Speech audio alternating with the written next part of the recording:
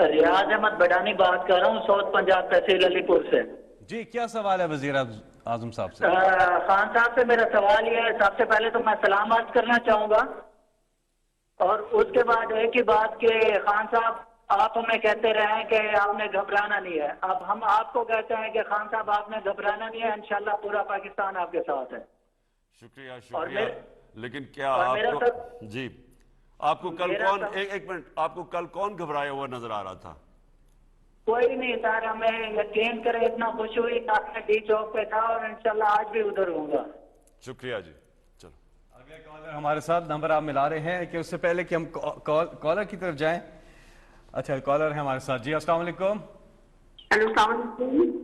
جی وعلیکم السلام، کون صاحبہ کہاں سے بات کر رہی ہیں؟ Quickly please. میں فضل بات کر رہی ہوں۔ اچھا سر میں نے یہ پوچھنا تھا کہ آپ کی اپوزیشن جماعت کو عدم اعتماد کی تحریک مسترد کر کے عمل سکون ہو گئی ہے، تو کیا زمین فروشی کرتے آئین کی پابندی نہیں ہے؟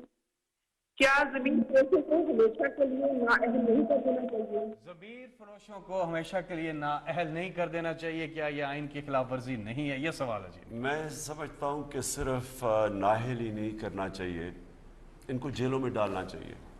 دیکھیں میں آپ کو ایک بات بتاؤں کہ میں کرکٹ کیپٹن تھا، یہ کوئی 30-32 سال کی میں کرکٹ کھیلتا تھا تب، تو مجھے ایک پتہ چلا کہ ہمارے 4 کھلاڑیوں کو پیسے آفر کیے گئے، وہ فائنل تھا شارجہ کے اندر، فائنل تھا آسٹریلیا اور پاکستان کا، تو وہاں انہوں نے کہا کہ ہمارے 4 پلیئرز کو انہوں نے خرید لیا ہے، اور آگے کل مجھے رات کو ٹیلی فون آیا، بلکہ جاوید میاں تھا میرے جو وائس کیپٹن تھے، انہوں نے مجھے رات کو 2 بجے جگا کے ٹیلی فون کیا کہ کل ہمارے 4 پلیئر بک گئے۔